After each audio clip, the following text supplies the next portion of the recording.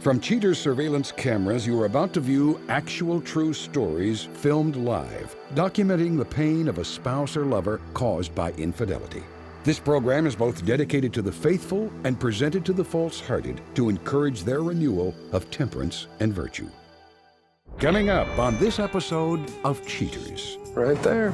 Do you even know about me? I have no idea who you are. I didn't sign up for all this. Do you think I signed up for cancer? No, it's your fault. You're right, but I And need so to take you her explain to home. your girlfriend why you can't take her home, because you're not going anywhere. Reality television is brought to you by Cheaters Detective Agency's Private Eyes on Cheaters. For Annette Reilly, living with cancer has taken its toll. However, to her dismay, the disease has spread into the marriage. Concerned that recent changes in her husband's behavior may indicate infidelity, Annette calls the professionals for truth. I'm Clark Gable, and this is Cheaters.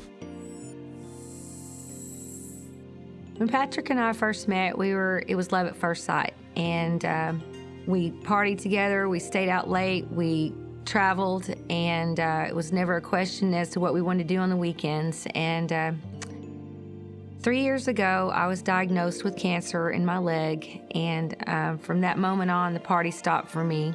Lately, I feel like he has really missed out on that party scene, and I can't do it. I can't drink, I can't smoke, I can't stay up late, and I feel like he's missing that part of his life. Patrick, age 49, a salesman suspected of selling his wife down the river. After briefing on the particulars of the case, Cheaters field agents deploy around the home Annette shares with the suspect. Rewarded by patience, the Cheaters team spot the suspect leaving the home. Patrick drives out of the neighborhood to a drugstore well off his beaten track. The suspect enters the store and after a short while emerges with his hands filled with bags. The suspect gets into his SUV and drives away. Cheaters follows Patrick as he makes his way to a nearby park. Here lately, it's been like he doesn't remember when my appointments are, and then he also doesn't bring home prescriptions in time for me to take them when I need them, and he gets very argumentative with me, and when he comes in late at night, he's very evasive. He just goes and lays down on the couch. He doesn't even come into the bedroom to see if I'm okay, and oftentimes I'll wake up in the middle of the night and he won't even be there. At the park, the suspect fields a quick phone call. Not more than a few minutes go by before a blonde woman walks over to join Patrick. The suspect greets his companion with a hug and a kiss. The unidentified female sits down on the bench with Patrick. A while later, the couple work their way over to the swings. And swinging becomes the way of the afternoon as Patrick proves his infidelity. Sometime later, the suspect escorts his date back to her vehicle. Patrick gives the woman a kiss goodbye. His fun finished for now, the suspect climbs into his ride and drives home for the evening. Now that I'm sick and he's afraid and he can't really handle it, and I don't know how to tell him how to handle it, and so I think there's a possibility that he could be going out again and just seeking someone else just to fill that void. And that's the part that hurts me the most, is that I can't be there for him, and how could I even blame him if he did? But it would just really, really tear me apart at this time in my life if he was doing that.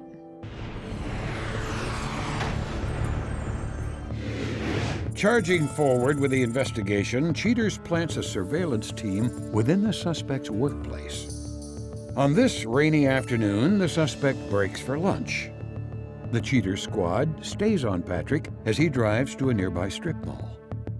The suspect enters a vitamin store. A scant few minutes later, the suspect exits the store.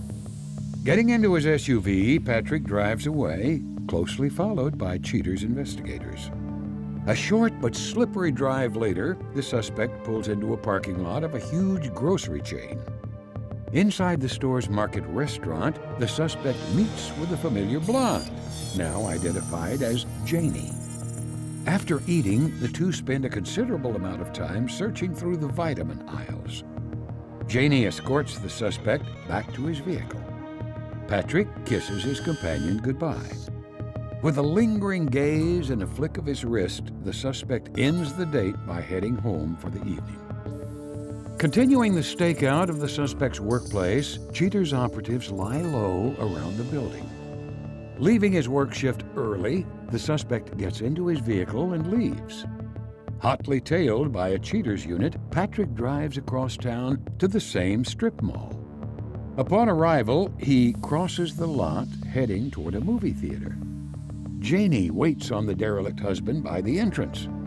The couple enter the movie to soak up the screen for the next 2 hours.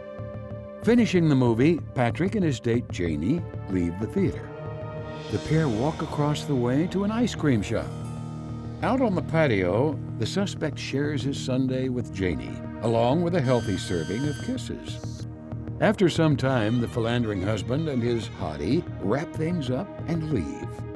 Patrick escorts Janie back to the parking lot where he says goodbye. With enough evidence of malfeasance, Cheaters heads to headquarters to prepare the case package for Annette. Coming up, the confrontation.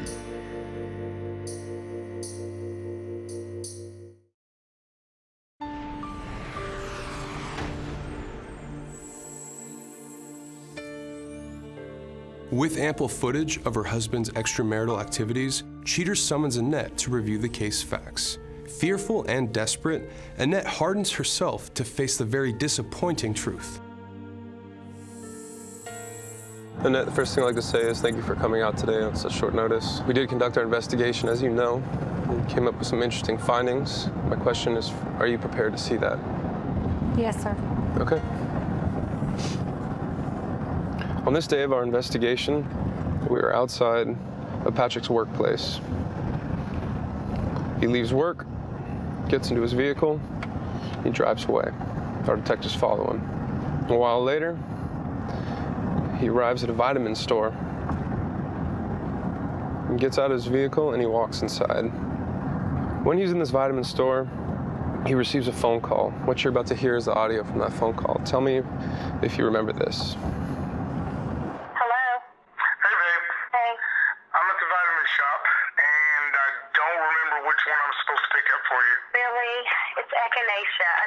This morning, Patrick. I'm at the store now. I'll take this. I've got to go back to the office for a little bit, finish up some things, and then I'll be home. I'm supposed to take it twice a day, Patrick. And what time will that be? I've got to finish up a couple things. Probably going to take a couple hours, and then an hour, of drive time. Whatever, Patrick. Okay, well, I will see you in a little while. Bye. After finishing up the phone call with you, he gets back into his vehicle, and a while later, he arrives at a store. We see him walk in through the front, and he's greeted by the unknown female. We see them go through the vitamin aisle together, shopping for various items. And a while later, they leave. Patrick has his arm around her. They walk over to the vehicle, where she fares him a goodbye. He gets into his car and returns home for the evening. On this day of our investigation, we are outside of Patrick's workplace. He leaves, gets into his vehicle, and drives. Our detectives follow him, and a while later he arrives at this shopping area and is greeted by that unknown female outside of this movie theater. After finishing up their movie, they walk into an ice cream parlor, get some ice cream. That's when we see them sitting together outside on the dining terrace, exchanging multiple kisses. As they finish up their ice cream, they leave, exchange a hug and a kiss, and Patrick returns home to you for the evening. I feel like I've lost my best friend. I don't really know what to say right now. At this point, we're about 5 miles from the location. It's the Texas Star Pharmacy. They're there together. I have detectives on site that will be able to point us in the right direction. Okay. There's our location right there. Texas Star Pharmacy. Let's go. Now we're gonna find out right now why he does it. Got it?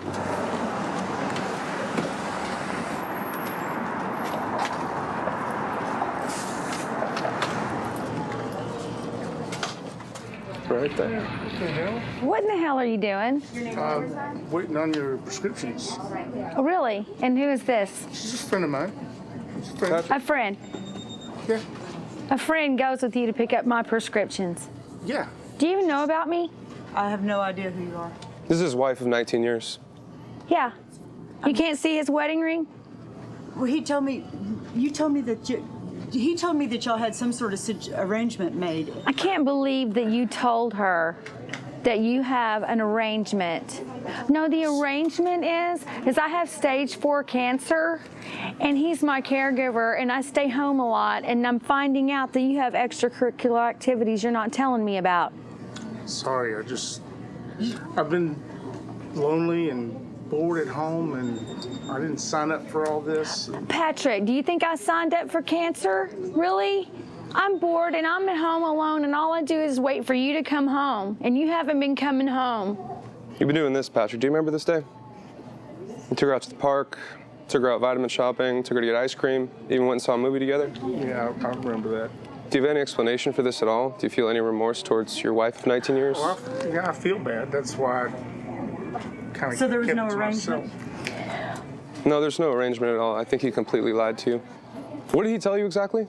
That she knew about this. That she had told him to go on with his life, and he's supposed to, that he was just supposed to take care of her, bring her medicine, and that had all. It was over. That doesn't seem like a fabricated story to you at all? Well, right now it does, yes. But I'm sorry. And I apologize you had to get involved in this too. You, on the other hand, you knew better. How could you do this to me after 19 years, Patrick? Coming up, the conclusion.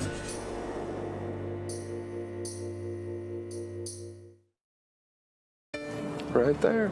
Do you even know about me? I have no idea who you are. I didn't sign up for all this. Do you think I signed up for cancer? How could you do this to me after 19 years? It wasn't something I intended. We just met and became friends, and How can you do this to me? Mr. Reilly, I'd like to get you guys out of here, so if I could just get your signature here. yes, ma'am. And I really appreciate that. And if you guys would take this outside, I would appreciate it. Excuse me? Do you think if you had stage 4 cancer, I would be cheating on you? Really? I guess I would kind of expect that you would. Well, did you even bother to get my pain pills while you're here? Yeah, Yes. I see my pain pills. Thanks. Yes, I did. I think you're going to need pain I pills. can't believe you told me all that full story and doing this to her. That's awful. Sorry you got involved too. No, you're not going anywhere with her. You can go ahead and go. I'll see you later. I'll take her home. No, you're not Take taking her home. anywhere. There's a thing called Yellow Cab, and that's where she's going right now. Don't you have any friends in the area? I would highly suggest you get out of He here. brought me up here. He can just drop me off. He can at least do Oh, that. really? He No. lied to me, too. After I get my prescription, I'm heading Yeah, back to she work. can take you home. Well, I don't know you, and you're not getting I in don't my know. vehicle. Oh, no. This is my husband, and I don't care where you go right now, but you got to go. This is not her fault. No, it's your fault. You're right, but I And need so to take you her explain to home. your girlfriend why you can't take her home, because you're not going anywhere. You're going to stay with me. Come on, let's You're go. going to He's explain not a this. Oh, girlfriend. He's really? just taking You me really home. think that I'll y'all are take going to her go home. somewhere? Really? I'll take her home. Excuse me? I don't think so. Deal with this. I don't think so. I don't think so. But you're going to stay. You hear me? No, man, you come back and talk to me. You've been cheating on my husband with me, you can talk to me. You're not taking her. You're not taking her anywhere. You're going to sit here and explain to me why you're doing this. We'll talk about all this later. No, now's the time, Not here with all Patrick. these people around here. We Oh, don't need- really? we Well, don't you need didn't to do have any this. problems being in the vitamin store and in the pharmacy around other people with her. No, I just mean with all these cameras and everything, we don't need all this. I'll just take her home, and we'll talk about this when we get Take home. her home. Yeah, I'll Why are drop you her going off. to take her home? What about me? Well, I need to take her. No, drop you her need off. to take her anywhere. And then I'm gonna meet take you her at the straight to house. hell if you get in the car with her. Seriously. Patrick, I came here for answers. You're not going anywhere. You hear Excuses. me? You need to go. Just take me to the house, please, and drop me You off. need to go. Just take me and drop me off. Oh, you need to go. He's going to drop me off at the house. No, he's not going to do a damn thing, bitch. And he's going to drop me off. No, he's not. Not in my car. You realize that car doesn't have my name? I'm not concerned about that. He's just Yeah, you dropping me better off. not be concerned about that, because this is the last time you're riding in it. I don't want to ride in this damn car anymore. Patrick? Just unlock the car and get me to the house. Yeah, please. unlock Drop the me car. off. How about I drive you home, You can bitch? take care of your mess. Patrick, you're not going. You are not taking her home in this car. Are you really going to do this right now? Yeah. Don't even. Bitch, don't even. Look, he's don't taking even. me home. I don't Let think him so. take me home. Don't you touch my Drive me car. I don't care about your damn car. He can just take me home and then you can have him. I don't Right. Oh, I don't want him. I don't want him Oh, either. trust me, bitch. You can have him after this and this Kia, as far as I'm concerned, because when I take don't half a want Kia. I will be driving You a can have Benz him next and year. his medicine. Yeah, whatever. You get your ass home. As soon as you get home, you're getting out of the house. I'm serious. Open the door. Oh, now she's locked you out of the car. Ha ha. Loyal friend, Come on, open the Patrick. door so I can get you out of here. I think you should stand here and deal with this, because all she's asking is for answers and you're giving excuses, so why don't you just Yeah. tell the truth and be a I'll give man? her answers, but not in front of all y'all. It's none of y'all's It business. took us to get answers in the first place. If it would have been for them, this would still be going on. Watch out, watch out. Watch your backs. This better be the last time I see you in my car. You hear me? Yeah, you too. Patrick, I'll see you at home. There's nothing to say.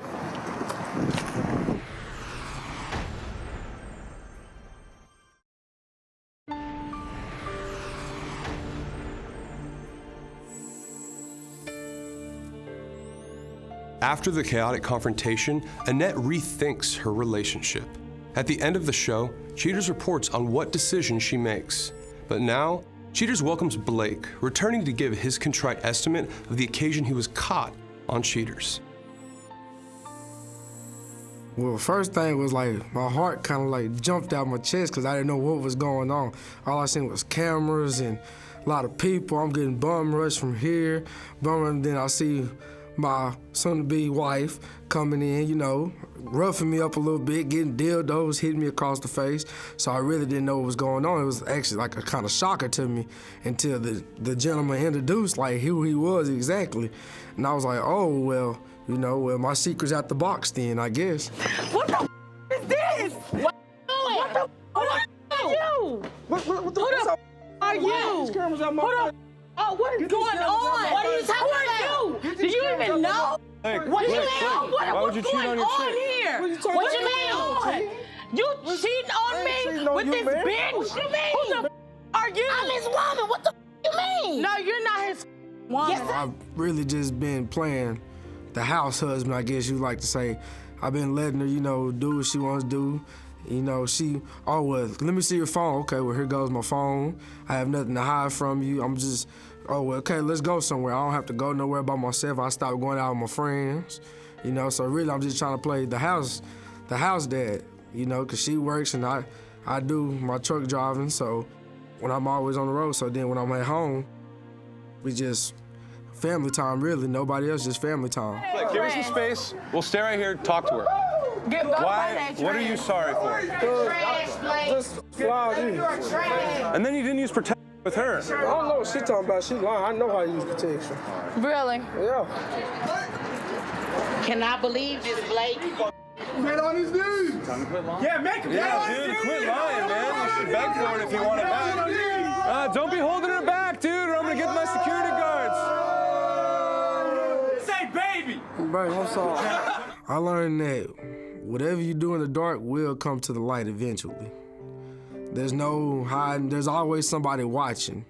And that the girls always do have, when they're gonna go with that gut feeling, when they think there's something's going on, most of the time they're right. I can't even lie.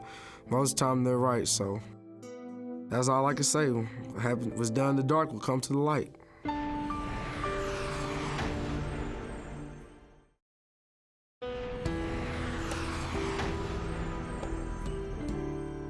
Following the raucous events of the confrontation, Annette Reilly temporarily relocates. Annette feels she needs time to deal with the affair. However, after a few days, Annette comes to the realization that she truly loves her husband and moves back in. For his part in the affair, Patrick at first did not admit doing anything wrong. However, when pressed by Cheaters' producers, the suspect quickly backpedaled and spilled all the ugly details.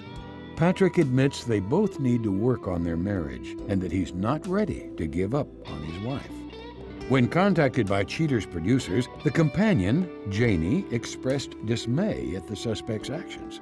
Janie stated that she now looks for a man who speaks the truth. The companion says No liars, no cheaters.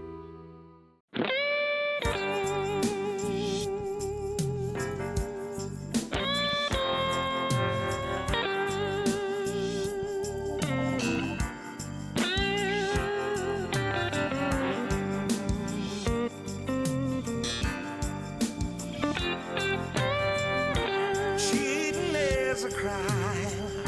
It happens every day. Ugly people running around. Pretty soon they'll have to pay. They think nobody's watching, but you better think again. Another heart is broken. Now remember, if you don't get your programming from Goldstein's, why, we'll both lose money.